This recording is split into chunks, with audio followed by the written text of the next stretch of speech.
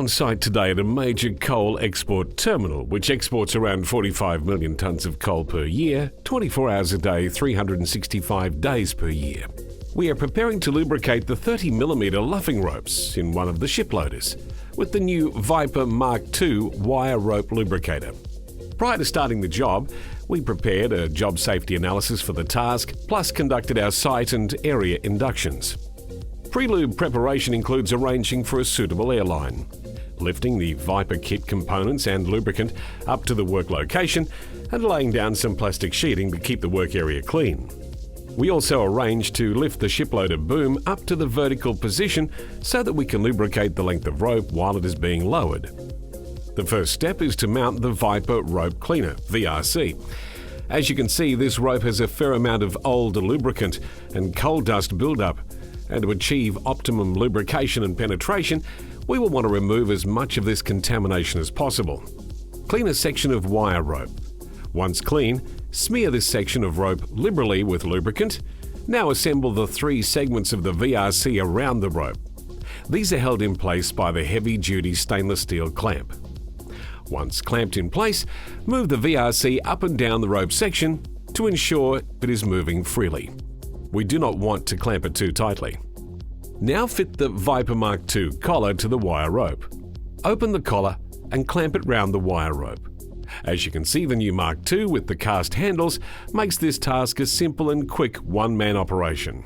Once the collar is in place, tighten the toggles firmly by hand. Do not over-tighten. Moving over to the Viper Mark II pump, as we mentioned in the assembly video, each site has their own type of airline fitting, which you will fit on site. Fit the male fitting to the air regulator. Ensure the air control valve is in the off position and the lubricant control valve is screwed all the way in to the off position. Now connect the airline to the pump and adjust the regulator to 80 psi or 550 kilopascals or 5.5 bar. Connect the lubricant hose, quick connect coupling to the high-flow Viper grease pump and the other end to the Viper collar, and also fit the clear lubricant discharge hose. The Viper collar is held in place by the retaining ratchet straps and D-shackles. On this application, they have secured the D-shackles to a track mechanism, which allows the collar to move laterally with the rope as it winds onto the drum. It's now time to begin the wire rope lubrication.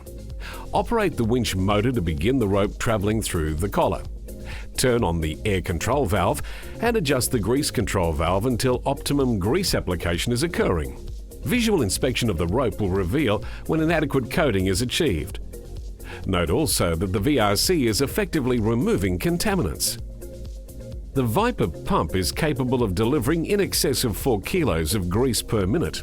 As you can see, this allows for fast lubrication of the rope. One single pass through the Viper collar is all that's required.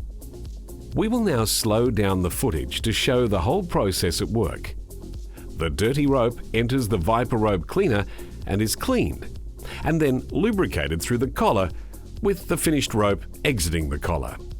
Now let's have a look at the finished product on the wire rope drum. It's worth noting that at this site, prior to the Viper being introduced, it used to take 2 men, 2 days suspended in a crane bucket to lubricate these ropes every 2 months. Now with the Viper, it takes about 2 hours and they have only to relubricate every 7 months. Huge savings in time, labour, lubricant, plus safer for the workers. Not to mention the increase in productivity for these shiploaders.